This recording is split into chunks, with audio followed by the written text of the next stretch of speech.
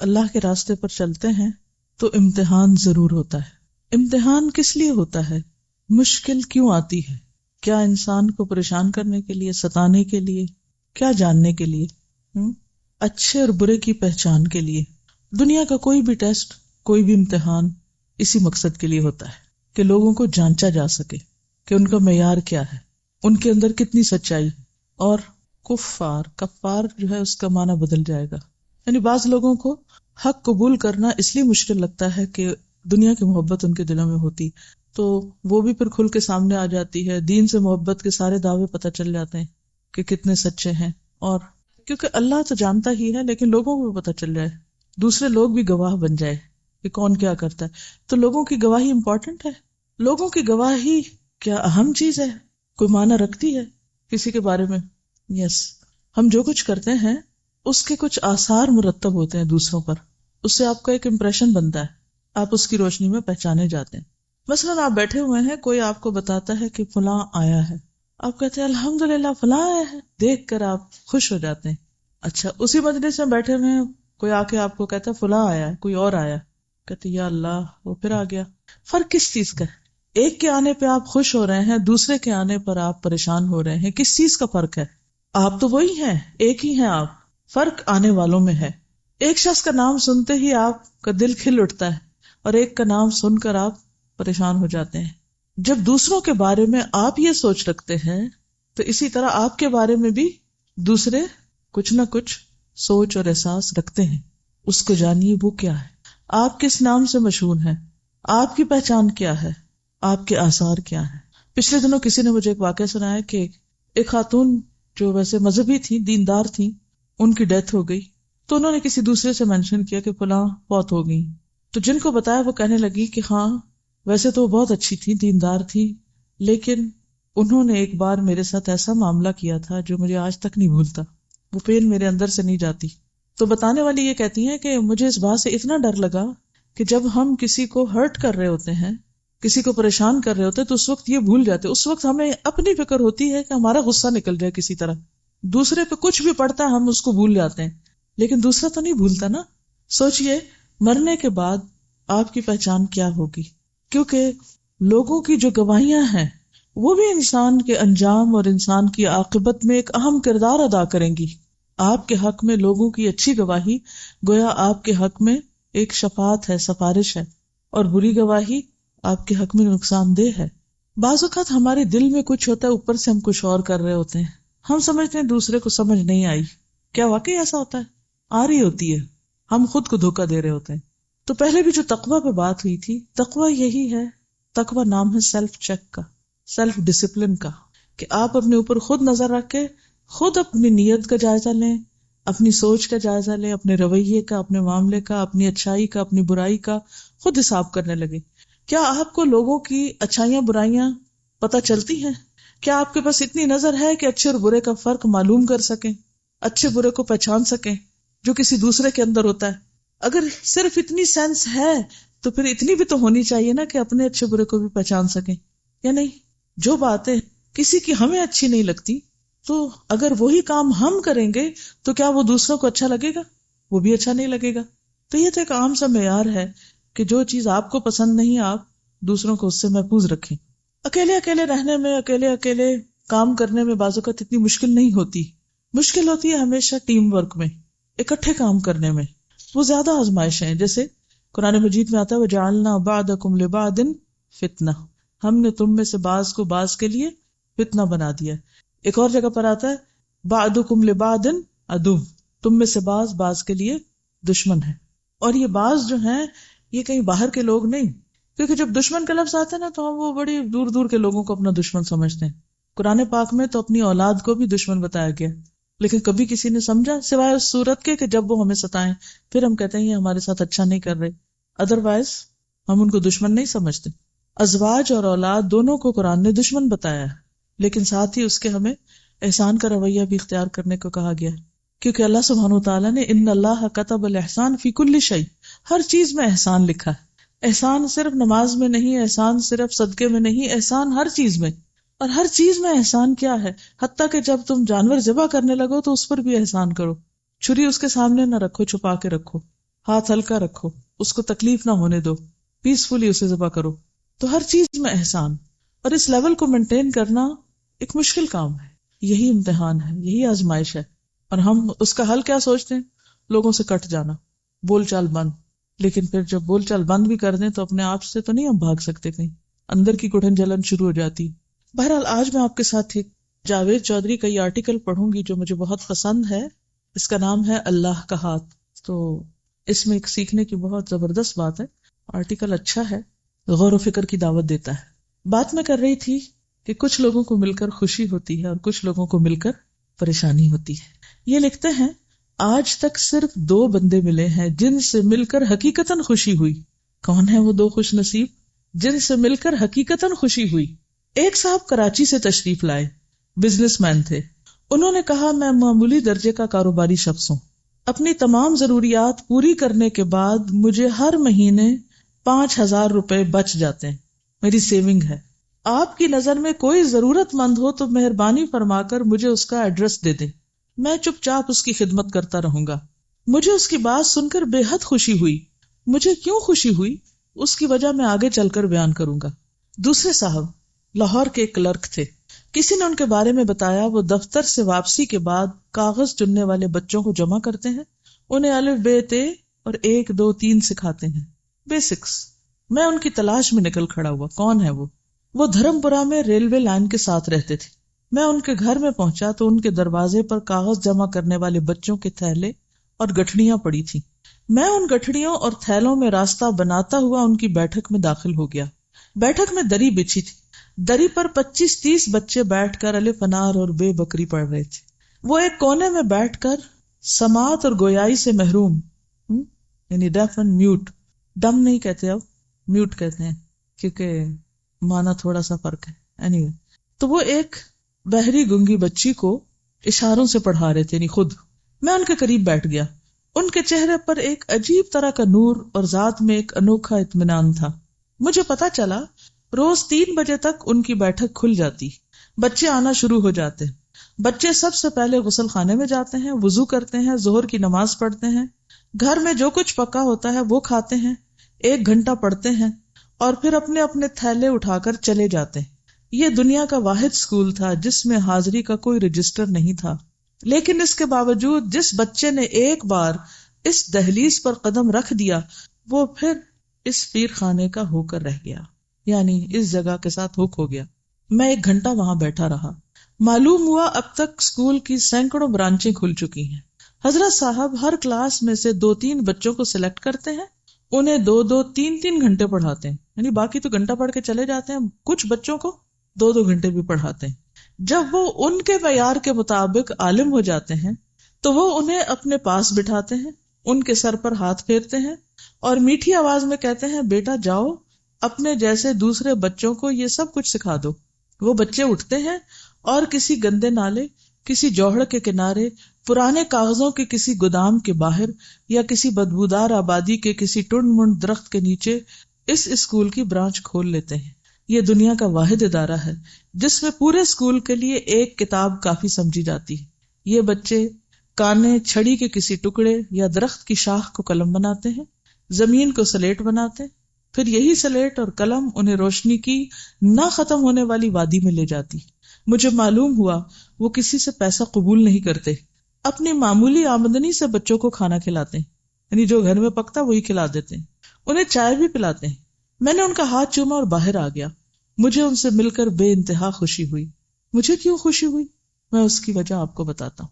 میرے گھر میں جب بھی ٹیلی فون کی گھنٹی بجتی ہے، میں جو بھی خط کھولتا ہوں، جو بھی ای میل پڑھتا ہوں، اس میں یا تو امداد کی درخواست ہوتی ہے، یا کسی NGO کا تعارف ہوتا ہے، یا پھر کالم لکھنے والے کا ملفوف مطالبہ. کوئی کہتا ہے میں 50 لاکھ کا مقروض ہوں، مجھے کسی سے 25-30 لاکھ روپے لے دیں.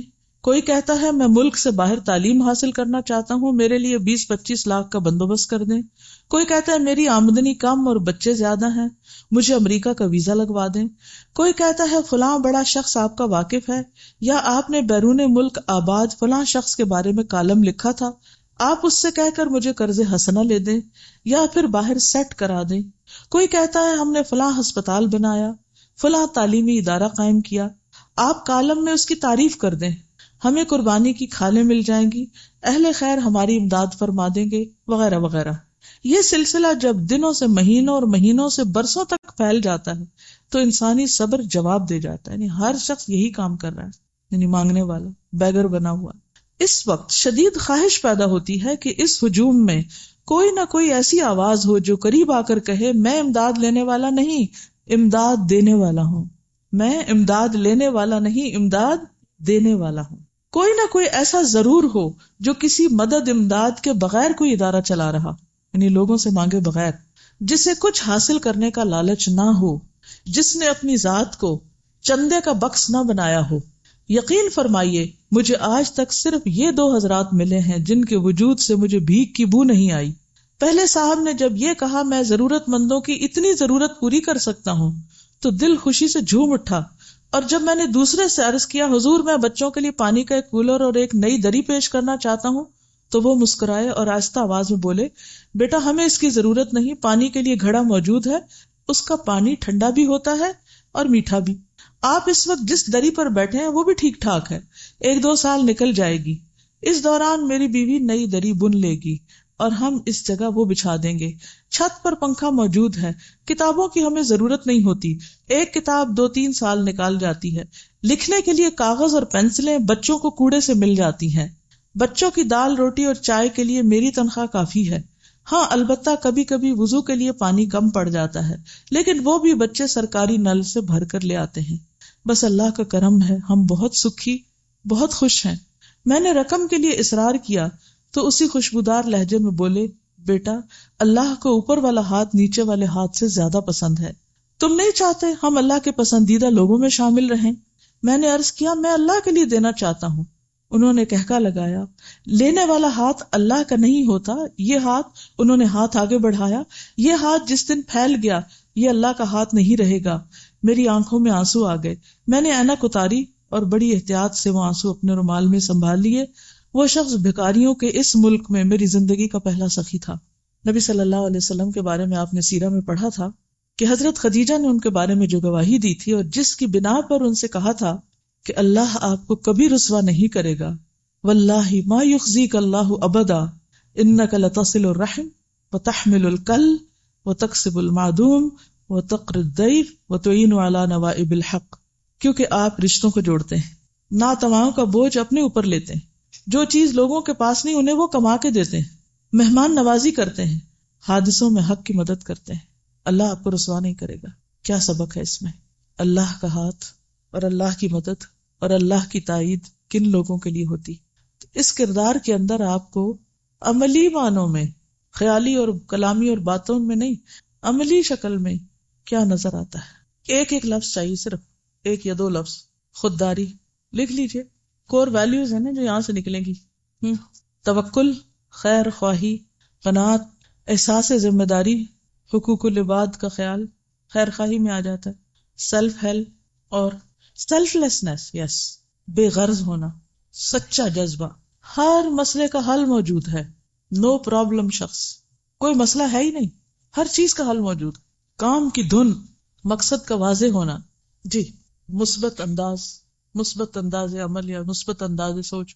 آپ کو پتہ ہے اس میں 2 چیزیں آپ کو سکھا رہی ہوں اصل میں، اس کے اندر کے لیسن تو ہیں ہی، لیکن ان لیسنز کو نکال کر ان کو کم سے کم لفظوں میں بیان کرنا، کیونکہ جب لمبی ہم باتیں کرتے ہیں نا تو مقصد پیچھے رہ جاتا ہے اور ہم کہیں اور چل پڑتے ہیں، ٹھیک ہے۔ اور گیونگ ایٹیٹیوڈ، گیونگ، دینے والا، اور لینے کی تو قطرہ بھی لالچ ہے ہی نہیں، کسی بھی قسم کی، اور کسی بھی چیز کی لالچ نہیں۔ ویژنری، پروگریسو، یہ نہیں کہا اچھا جو چند بچے آتے ہیں وہ آئے بیٹھے اور ایک روٹینی کام کیا اور بس کہا جی ہم تو بڑا کارنامہ کر رہے ہیں۔ کتنی زبردست حکمت ہے کہ ان بچوں میں سے جو قابل ہیں ان کو مزید توجہ دے کر آگے اوروں کی خدمت کے لیے تیار کرنا، با مقصد زندگی، اخلاص نیت، بندوں سے محبت کہہ سکتے ہیں، زبردست محبت بندوں سے نظر آتی۔ ہاں یعنی حکمت، ہر چیز میں حکمت نظر آتی ہے، حساس اور صاحب حکمت، کہ کس طرح کوئی ڈانٹ ڈپٹ نہیں، کوئی زبردستی نہیں، کچھ نہیں۔ 3-4 نیڈز بچوں کی پوری ہو رہی ہیں، ان کا اخلاق سمجھ رہا ہے، اخلاقی تعلیم، کتابی تعلیم، ہائیجین، صحت صفائی کی تعلیم، ان کی فزیکل نیڈز، کھانے پینے کا انتظام، ہم کسی کی مدد کرتے ہیں بعض اوقات تو کیا کرتے ہیں، بس کبھی ایک چھوٹی سی مدد کر کے ہم کیا سوچتے ہیں، کارنامہ کر لیے، فلاں اتنا صدقہ نہیں کر دیا ہم نے. اس کا انداز آپ دیکھیے، یعنی اوور آل ساری نیڈس کو دیکھا جا رہا ہے، انڈیویجولس کی بھی اور سوسائٹی کی بھی. اور پھر اپنی حیثیت، کہتے ہیں جتنی چادر دیکھو اتنے پاؤں پھیلا، اپنی حیثیت کے مطابق کام ہو رہا ہے، اور تھوڑا کام مگر مستقل، استقامت کے ساتھ. استقامت بھی لکھ لیجیے، مستقل مزاجی. ہمارا مسئلہ کیا ہے، ایک کام شروع کریں گے، پھر تھوڑے دن میں بور ہو جائیں گے، پھر وہ چھوڑ دیں گے، پھر کوئی اور شروع کر دیں گے، پھر اس سے بور ہو جائیں گے، پھر کچھ اور شروع کر دیں گے. اللہ تعالیٰ کو وہ کام پسند ہے جو تھوڑا ہو لیکن مستقل، بالکل gradual, step by step, one thing at a time. عاجزی، تواضع، بیر منیمم کے ساتھ گزارا، لو مینٹیننس. آج کل یہ ٹرم بہت عام ہے نا، فلاں شخص لو مینٹیننس ہے، فلاں چیز لو مینٹیننس، یہ ہاؤس لو مینٹیننس ہے، یہ ڈریس لو مینٹیننس ہے.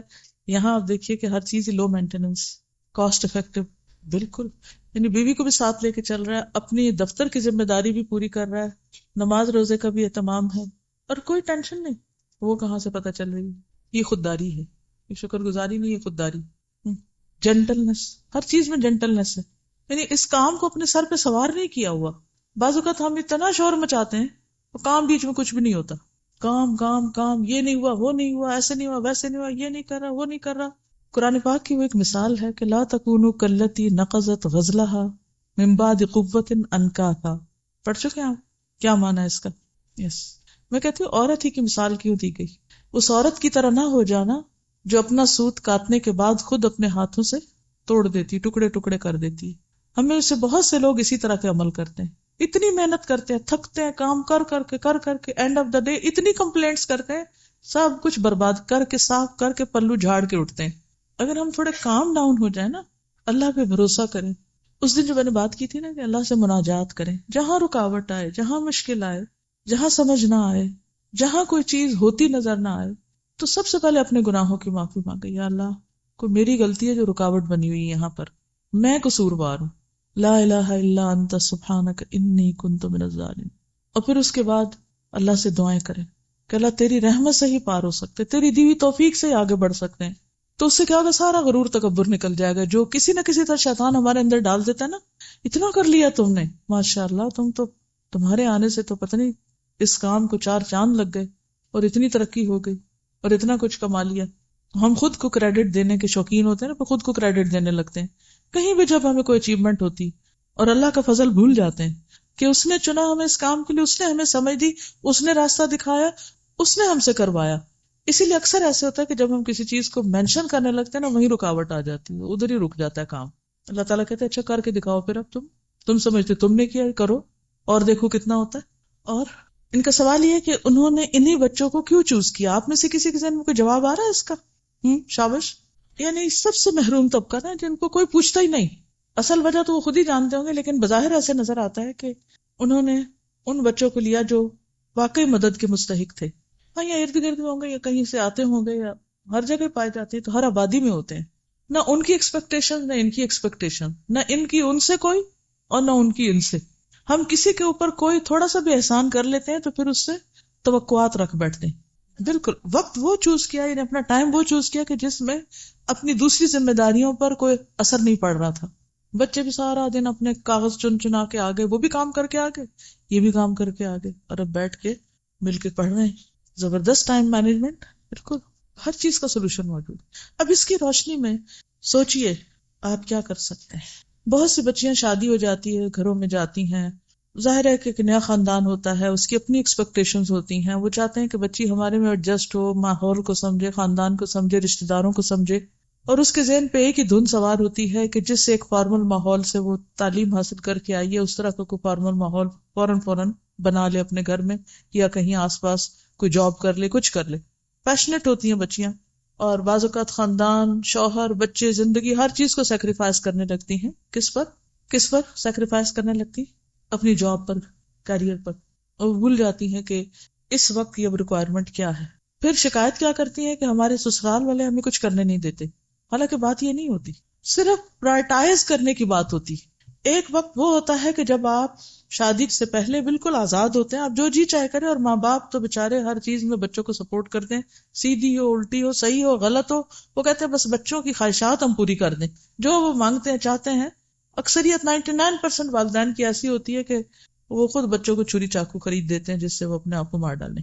یعنی میرا مطلب یہ ہے کہ ایسے ایسے کھلونے، ایسی ایسی چیزیں ان کی خواہش پوری کرتے ہوئے جو انہی کے لیے نقصان دہ ہو جاتے ہیں، انہی کا فیوچر برباد کر دیتے ہیں، لیکن محبت میں ہر چیز دے دیتے ہیں، بس بچہ مانگے تو صحیح۔ ٹائم نہیں دیں گے، توجہ نہیں دیں گے، ایڈوائس نہیں دیں گے، تربیت نہیں کریں گے، کیونکہ خود بھی مال کا شوق ہے نا، تو وہ سمجھتے ہیں کہ بچوں کو بھی مال دے کے وہ بس خوش کر دیں گے۔ ریسنٹلی میں ٹریولنگ میں تھی تو ایک جگہ اتفاق ہوا ایک باپ کو دیکھنے کا، وہ گاڑی میں بیٹھ رہا تھا تو بچوں نے کہا کہ ہمیں بھی ساتھ لے چلیں، اس نے کہا نہیں مجھے کام ہے، میں تمہیں ساتھ نہیں لے جا سکتا۔ ایک نہیں کئی بزنس اس نے شروع کیے ہوئے، ظاہر ہے ایسا شخص بہت ہی مصروف ہے، بچوں کے لیے تو ٹائم نہیں، تو بچہ گاڑی کا دروازہ پکڑ کے کھڑا ہو گیا، کہنے لگا مجھے گروسری شاپ پہ جانا ہے۔ بچے کو پتا کہ باپ کو کیسے ایکسپلائٹ کر سکتے، اس وقت باپ ہماری نہیں مانتا تو اب ہمیں باپ سے منوانا ہے کچھ۔ اس نے جیب میں ہاتھ ڈالا اور پتہ نہیں کتنے پیسے نکال کے دیے، اچھا یہ لو اور جاؤ۔ اب باپ یا ماں کی سپرویژن کے بغیر بچہ جائے گا کسی بھی شاپ میں، کیا خریدے گا؟ پیسے اس کے پاس ہیں، باپ نے کیا سمجھا پیسے دے کے میری ذمہ داری پوری ہو گئی، اور بچے نے کیا کہا کہ ہاں ہمیں باپ نہیں ملا تو پیسے مل گئے، خواہشات کی کچھ تکمیل بازار جا کے ہو گئی۔ عموم بچوں کو بہت شوق ہوتا ہے نا، کچھ چاہیے نہ چاہیے بس وہ کہتے ہیں شاپس پہ چلیں بس کچھ نہ کچھ خرید لیں، چاہے لا کے اٹھا کے پھینکے توڑیں کچھ بھی۔ تو میں دیکھ کے مجھے یہ سین پریشانی ہوئی تھوڑی، اور بچوں پہ بھی رحم آیا، اور کہ کس طرح رہنمائی کی جائے لوگوں کی کہ ان بچوں کو صرف پیسے نہیں چاہیے، ان بچوں کو کچھ اور بھی چاہیے، باپ کا وقت چاہیے، باپ کی تربیت چاہیے، اس کی ایک باروب شخصیت چاہیے کہ جو ان کو سیدھا کرے۔ لیکن ہماری محبت چونکہ اپنی محبت مال سے زیادہ ہے، اس کے ساتھ اولاد سے بھی ہوتی ہے، تو وہ اسی کے اندر ہی ہم وہ اپنی ذمہ داری پوری کر دیتے ہیں۔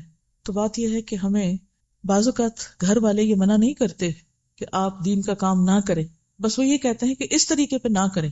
تو جب بھی کوئی جیسے مختلف جگہوں پہ میں ٹریول کرتی ہوں الحمدللہ، تو جو میرا سنتے ہیں تو پرانے اسٹوڈنٹس سالوں پرانے آ جاتے ہیں ملنے کے لیے، تو میں جب پوچھتی ہوں اچھا آپ کیا کر رہے ہیں، آپ کیا کر رہے ہیں، بعض لوگ تو ماشاءاللہ کچھ نہ کچھ کر رہے ہوتے ہیں، بعض اوقات اپنے بچے پال رہے ہیں، ان کی اچھی تربیت کر رہے ہیں، ان کے ساتھ اوروں کی بھی کر رہے ہیں، مختلف لوگ مختلف طرح کر رہے ہوتے ہیں، لیکن کچھ لوگ صرف کمپلینٹس کرتے ہیں، کوئی شوہر کی کر رہا ہے، کوئی ساس کی کر رہا ہے، کوئی ماحول کی کر رہا ہے، کوئی اس کی کوئی اس کی۔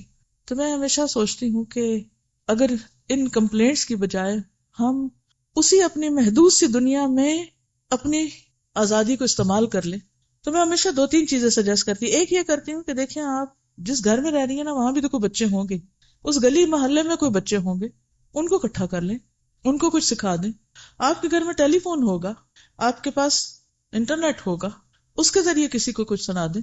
آپ کوئی نہ کوئی دعوت شادی پارٹی پہ جاتی ہوں گی، کوئی آپ کے گھر آتا ہوگا، ان کے ساتھ آپ بات چیت کر لیں، کیونکہ اگر جذبہ سچا ہو تو رستے بے شمار ہیں نیکی پھیلانے کے، بے شمار، اور ہر بندے کے اندر اتنی خیر ہوتی ہے کہ وہ نیکی میں کہیں نہ کہیں تعاون کرنا چاہتا ہے، بشرطے کہ اس کو پہلے ہمارا تعاون مل جائے، ٹھیک ہے نا، اس کو ہمارا تعاون مل جائے، ہم سے وہ محفوظ ہو جائے، پرامن ہو جائے، کیونکہ ہم لوگوں کو اپنے سے انسیکیور کر دیتے ہیں، پھر وہ ہمیں دوسری طرح سے روکنے کی کوشش کرتے ہیں۔ جب ان کا پیٹ بھر جائے گا نا تو پھر آپ باقی جس کو مرضی کھلائیں، کچھ نہیں ہوتا، پھر نہیں وہ منع کریں گے، کیونکہ اب انہیں نہیں کھانا، اور ہر بندے کی ایک ہرس کی لمٹ ہے نا، تو محسوس کریں کہ دوسرے کیا چاہتے ہیں آپ سے، وہ دے کر باقی پھر اللہ کے راستے میں دیں، چاہے ٹائم ہو، چاہے کھانا ہو، چاہے علم ہو، کوئی بھی چیز ہو، گھر سے شروع کریں، قریب والوں سے شروع کریں۔ نبی صلی اللہ علیہ وسلم نے اسی طرح شروع کیا تھا، اور ہاں اگر اللہ موقع دے اس سے آگے جانے کا تو ضرور جہاں تک جا سکتے ہیں۔ ابھی میں جب گئی تھی نا مکہ مدینہ، تو مدینہ میں ایک گروپ الحمدللہ بہت اچھی خواتین کا مجھ سے ملنے کے لیے آیا، کچھ ان میں سے الہدا سے پڑھی تھیں، کچھ پڑھ رہی ہیں، کچھ کسی نہ کسی طرح، بہرحال، اور ماشاءاللہ مختلف طریقوں سے بہت کچھ کر بھی رہی ہیں۔ تو انہوں نے مجھ سے کہا کہ آپ نے اتنا بڑا کام کیسے کیا؟ میں نے کہا میں تو کچھ نہیں کیا، آپ اس کو بڑا کہتے ہیں، میرے نزدیک تو یہ بڑا نہیں ہے، لیکن کہنے لگی کہ اچھا ہمیں آپ کو طریقہ بتائیں کہ ہم کیا کیا کریں، کیا کریں، لوگوں کو بلائیں کیسے، لوگ آتے نہیں۔ میں نے کہا مثلاً آپ مسجد میں آتی ہیں روز، یا آ سکتی ہیں مسجد نبوی میں، یا کہیں بھی جہاں بھی کہیں آپ جاتے ہیں، کسی گیدرنگ کسی پارٹی میں آپ لوگوں کے پاس بیٹھتے ہیں، تو آپ ان سے پوچھا کریں کہ آپ نے قرآن پاک پڑھا ہوا ہے، آپ کی تجوید کیسی ہے، میں آپ کی ہیلپ کروں، میں تیار ہوں آپ کو سکھانے کے لیے۔ کون ہوگا جو کہے گا کہ نہیں مجھے تو نہیں سیکھنا، نہ آپ میری ہیلپ کریں۔ ہر بندے کو اپنی سروسز آفر کریں، آگے بڑھیں کہ میں آپ کی کس کام آ سکتا ہوں۔ اچھا اس کے برعکس ہمارا ایٹیٹیوڈ کیا ہے؟ کام آنے کی بات جہاں تک ہے، اگر مثال کے طور پر کوئی مثلا یہ گلاس یہاں رکھا ہوا ہے اور میں یہاں تک نہیں پہنچ سکتی، میں کسی سے کہتی ہوں ذرا یہ گلاس ادھر کر دیں، تو مجھے یوں دیکھتے، خود نہیں اٹھا سکتے. اکثریت ہم ایسے ہی کرتے ہیں نا. مثلا نیچے کیفیٹیریا میں آپ لوگ جاتے ہوں گے، کھانا کھاتے ہوں گے اور برتن لگاتے ہیں، اٹھاتے ہیں، کوئی ڈش آگے پیچھے پاس کرتے ہوں گے. کتنے لوگ ہیں جو خوشی سے کرتے ہیں، خوشی سے، کہ شکر ہے کسی نے مجھ سے مانگا تو میں اس کے کام آئی اور مدد کر کے آئی آج کسی کی. اکثریت تو اگر کوئی چھوٹی سی بھی مدد مانگ بیٹھے تو اول تو تیار نہیں کرنے کو، اور اگر وہ کر بھی لیں تو کیا کرتے ہیں؟ پھر احسان جتا کے کرتے ہیں مدد، جو وہیں ضائع ہو جاتی. کیا میں سمجھا پائی اپنی بات؟ تو مدد کے لیے خود کو آفر کریں. مثلا اگر یہ چادر بچھانے والی ہے یا اٹھانے والی ہے تو بہت سے لوگ جلدی باہر نکلنے کی کوشش کریں گے کہ اگر میں پیچھے رہ گئی تو میرا ذمہ لگ جائے گا چادر اٹھانے کا، تو بہتر پہلے ہی جان چھڑا کے بھاگ جاؤ، یہ کرسی ادھر سے ادھر نہ رکھنی پڑے. کام دیکھا اور آنکھیں بند کر لی اور چل پڑے گویا میں نے دیکھا ہی نہیں. اور کچھ لوگ ہوتے ہیں جن کی نظریں تلاش کرتی ہیں، اچھا یہ چیز ایسے ہے میں اس کو یہاں سے یوں ٹھیک کر دوں، یہ ایسے ہے میں اس کو اس طرح مدد دے دوں. کون کس چیز کا مددگار ہے کہ میں اس کی مدد کروں؟ کوئی دکھی ہے، تکلیف میں ہے، پریشان ہے، ہاؤ کین آئی ہیلپ؟ جب یہ نظر پیدا ہو جائے نا تو اللہ تعالیٰ کام بھی لے لیتا ہے اور مشکل نہیں ہوتی. کام کرنے میں مشکل نہیں ہے، مشکل اندر ہے، رکاوٹ ادھر ہے. کوئی اور اپنا پلان بتائے، کیا سوچ رہے ہیں؟ جی فرمائیے.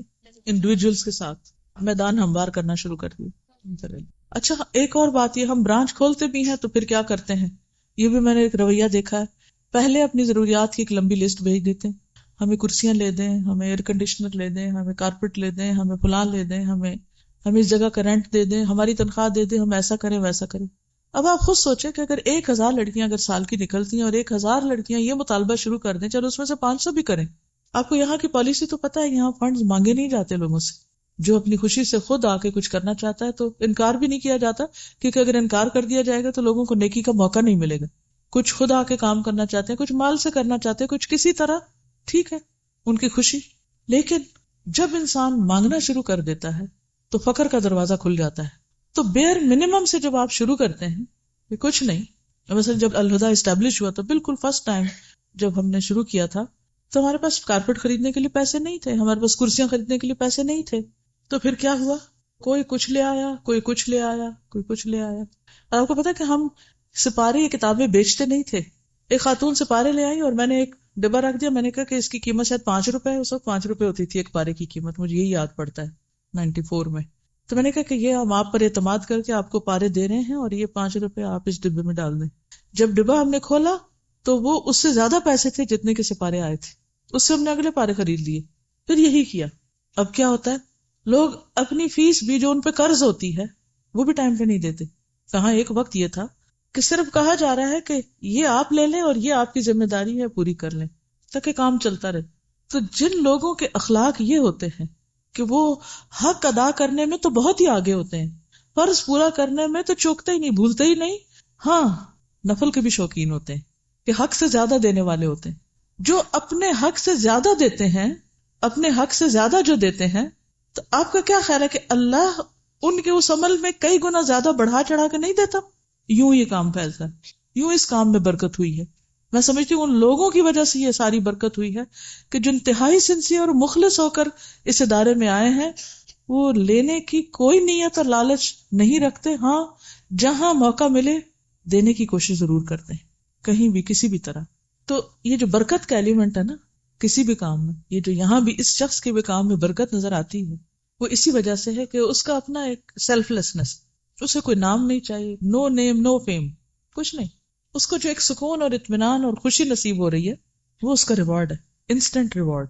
ہم سکون کی تلاش میں ہوتے ہیں، ہم سکون آور دوائیاں خریدتے ہیں، ہم سکون چاہتے ہیں، لیکن سکون ہمیشہ دینے سے ملتا ہے، خدمت سے ملتا ہے، بے غرضی اور اخلاص سے ملتا ہے.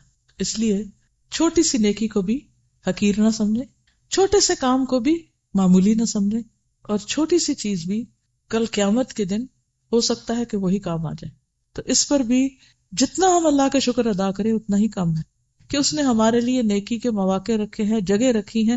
وہ ایک کھجور جو آپ کھانے والے تھے وہ آپ نے کسی کو کھلا دی، یہ سوچ کر کہ نبی صلی اللہ علیہ وسلم نے فرمایا کہ آگ سے بچو خواہ کھجور کا آدھا ٹکڑا ہی کیوں نہ ہو. تو جب انسان اپنی ذات پہ دوسروں کو ترجیح دیتا ہے تو یہ سب کچھ آتا ہے. تو اس لیے اللہ کے فضل اور رحمت پر نظر رکھیں.